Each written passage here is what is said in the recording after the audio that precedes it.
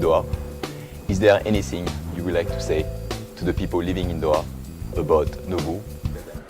So now we have the Nobu Doha, and I like to introduce it's like a Nobu's passions and about the food, about service, and I like to introduce this like our teams and especially spectacular, beautiful restaurants.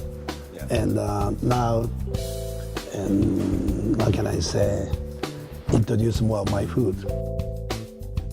Is there anything you would like to say to the people living in Doha about Nobu? I just say come, it's good food. Chef Nobu, this is your first time in Qatar? No. So we came like four times. 4 times. Yeah, it's between the constructions. So we have a restaurant in Dubai, so it's come see what's going on, and yeah, 4 or 5 times maybe. Yeah. It's not your first time here in Doha. What do you think about the restaurant and the food scene in Doha? It's I have not much experience to like another restaurants because I come here. Reason why? Because I'm gonna see staff. I'm gonna talk for the project, and I like to stay at this restaurants more than You are focusing on this restaurant. You didn't have time to go outside. Yeah. It's been a long time relationship between you both. What did you learn from each other? Every times I learn from him because he has ideas, sometimes different ideas. It's very unique ideas, Then so we have the teams. So from him so we go for next step. I don't know if he learned from me or Chef Nobu, you've been waiting almost 4 years before saying yes to Robert. It was 4 years from the time that I asked him to the time that the restaurant was ready.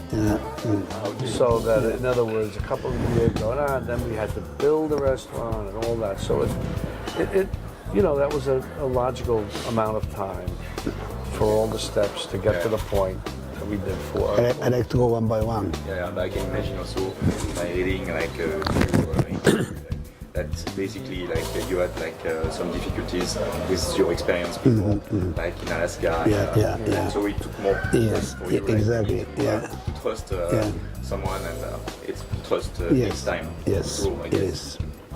What made you jump into the restaurant business?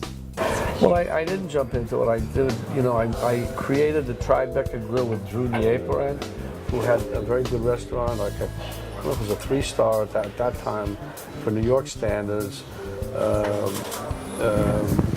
in Tribeca, and I thought he could help, he'd be good. I enlisted his, or I recruited him, if he wanted to do it, and he did, to do the Tribeca Grill as part of the Tribeca Film Center, and he did.